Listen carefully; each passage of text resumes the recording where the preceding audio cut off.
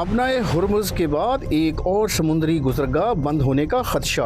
आलमी तिजारत खतरे में। ईरान की जानिब से आबनाए हुर्मुज़ बंद किए जाने के बाद एक और अहम समुद्री रास्ते के बंद होने का खदशा पैदा हो गया है। ईरान और इसके इत्तेहादियों की जानिब से जारी बयानात के बाद खदशात बढ़ गए हैं कि अगर यमन के हूसी बागी इस जंग में बराह रास्त शामिल हो गए तो बाबुल मंदब की अहम आबी गुज़रगाह भी मुतासिर हो सकती है।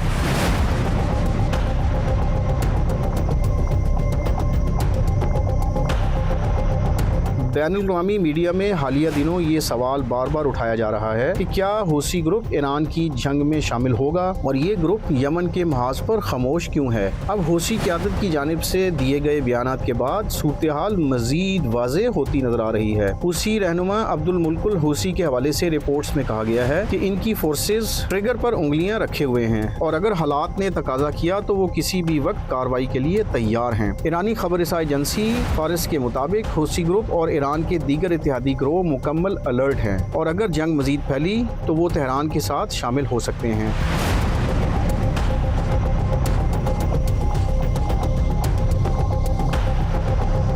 मुबस्सिरीन का कहना है कि अगर हूसी इस तनाज़े में दाखिल होते हैं तो वो बाबुल मंदब की आबी गुज़रगाह को निशाना बना सकते हैं। बाबुल मंदब जज़ीरा नुमा अरब के जनूबी सिरे पर वाक़े एक अहम समुद्री रास्ता है जो बहरा अहमर को खलीज अदन और फिर बहरे हिंद से जोड़ता है। इस रास्ते से जहाज बहरा अहमर के जरिए नहर सुइस तक पहुँचते हैं और फिर यूरोप तक सफ़र करते हैं। इस वजह से ये रास्ता एशिया और यूरोप के दरमियान तिजारत के लिए इंतहाई अहम समझा जाता है। माहिरीन का कहना है कि अगर बाबुल मंदब बंद हो जाता है तो जहाज़ों को अफ्रीका के जनूबी हिस्से केप ऑफ गुड होप के रास्ते से सफ़र करना पड़ेगा। इस सूरत में एशिया से यूरोप तक आमतौर पर 20 से 25 दिन का सफ़र तकरीबन 30 से 40 दिन तक बढ़ सकता है, जिससे आलमी तिजारत में ताख़ीर और लागत में इजाफा हो जाएगा। अदादो शुमार के मुताबिक दुनिया की तकरीबन 12% तिजारत समुद्र के जरिए मुंतकिल होने वाले तेल का तकरीबन 10% और बड़ी मिकदार में माया कुदरती गैस इसी रास्ते से गुजरती है। 2023 में रोजाना तकरीबन 88 लाख बैरल तेल इस रास्ते से मुंतकिल किया गया था।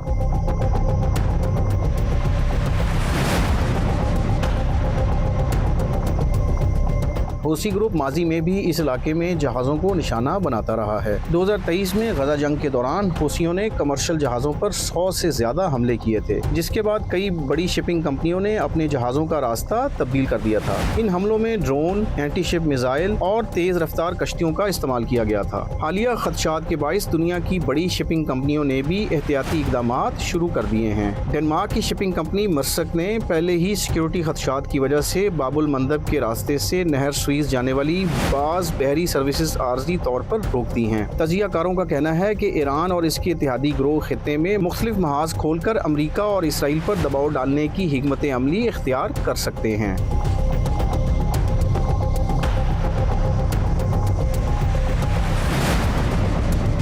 ईरान के करीब इत्तेहादियों में लेबनान की हिजबुल्लाह, इराक की बाज़ मिलिशियाएं, गजा की हमास और यमन के हूसी शामिल हैं, जिन्हें ईरान महवर मुज़ामत करार देता है। माहिरीन का कहना है कि अगर आबनाए हुर्मुज़ के साथ साथ बाबुल मंदब भी मुतासिर होता है तो आलमी मईशत को शदीद धचका लग सकता है। इन दोनों समुद्री रास्तों से दुनिया के समुद्री तेल का तकरीबन 30% और एशिया से यूरोप जाने वाली बड़ी तिजारती नकलो हमल गुजरती है। तवानाई के शोबे के माहिरीन के मुताबिक हालिया कशीदगी के बायस आलमी मंडी में खाम तेल की कीमतों में पहले ही नुमायां इजाफा हो चुका है। गुज़िश्ता 2 हफ्तों के दौरान तेल की कीमतों में 40% से ज्यादा इजाफा देखा गया है। अगर बाबुल मंदब में भी नकलो हमल मुतासिर हुई तो तवानाई की कीमतों में मजीद इजाफा आलमी सप्लाई चेन में बड़ी रुकावट पैदा हो सकती है। तजियाकारों का कहना है कि अगर दोनों अहम आबी गुजरगाहें यानी आबनाए हुर्मुज़ और बाबुल मंदब एक साथ मुतासिर हो गयी तो ये समुद्री तिजारत के सबसे बड़े बहरानों में से एक साबित हो सकता है। इसी वजह से आलमी सतह पर इस सूरत हाल पर गहरी नजर रखी जा रही है और खदशा जाहिर किया जा रहा है कि मशरिक़ वस्ता की जंग मजीद वसी हो सकती है।